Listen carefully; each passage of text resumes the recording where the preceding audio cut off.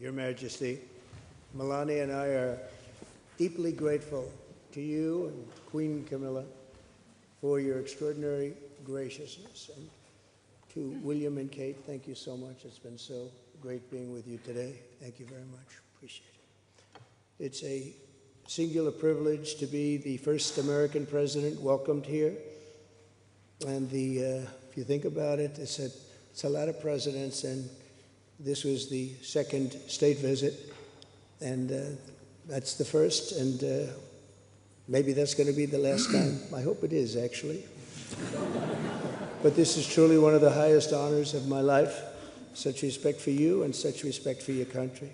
For many decades, His Majesty the King has epitomized the fortitude, nobility, and the spirit of the British monarchy and the British people.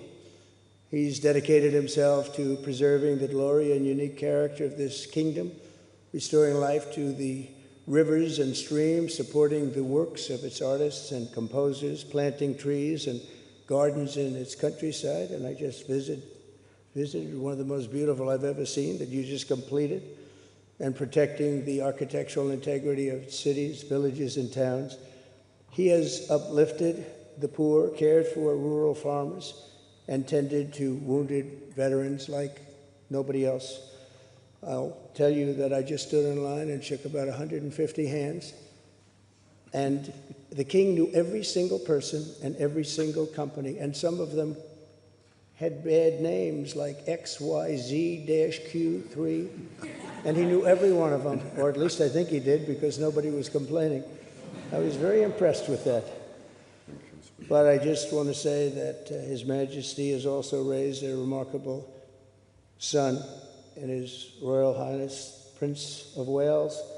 Really amazing. We've gotten to know you, and I think you're going to have an unbelievable success in the future. Melania and I are delighted to visit again with Prince William and to see Her Royal Highness, Princess Catherine, so radiant and so healthy, so beautiful. It's really a great honor. Thank you. Many years ago, His Majesty opened his archives to a biographer. Among the documents was a letter from 1993 in which he described the patriotism and guided his many projects. He wrote that he was, quote, entirely motivated by a desperate desire to put the great back into Great Britain. In the finest tradition of British sovereigns, he has given his whole heart, everything he's got, to those parts of Britain that are beyond the realm of mere legislation. It's not easy, but which define its essence and its virtue, its harmony, and its soul. It's an amazing calling, and there's nobody that's answered that calling like you have. A fifth of all of humanity speaks, writes, thinks, and prays in the language born on these isles and perfected in the pages of Shakespeare and Dickens and Tolkien, Lewis, Orwell, and Kipling. Incredible people, unbelievable people like we have rarely seen before, probably won't see again. The lion-hearted people of this kingdom defeated Napoleon, unleashed the Industrial Revolution, destroyed slavery, and defended civilization in the darkest days of fascism and communism. The British gave the world the Magna Carta, the modern parliament, and Francis Bacon's scientific method. They gave us the works of Locke, and Hobbes, Smith, and Burke, Newton, and Blackstone. The legal, intellectual, cultural, and political traditions of this kingdom have been among the highest achievements of mankind. There's really never been anything like it. The British Empire laid the foundations of law, liberty, free speech, and individual rights virtually everywhere the Union Jack has ever flown, including a place called America. You know that place very well, don't you?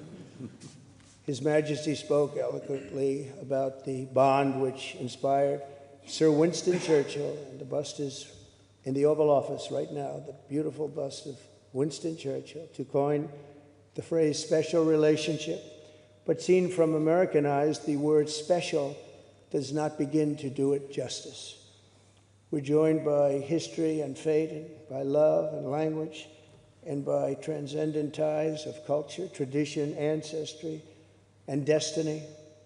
We're like two notes in one chord or two verses of the same poem, each beautiful on its own, but really meant to be played together. The bond of kinship and identity between America and the United Kingdom is priceless and eternal.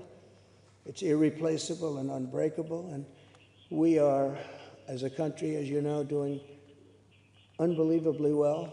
We had a very sick country 1 year ago, and today, I believe we're the hottest country anywhere in the world.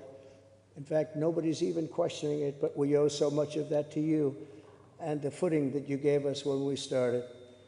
Together, we've done more good for humanity than any two countries in all of history. Together, we must defend the exceptional heritage that makes us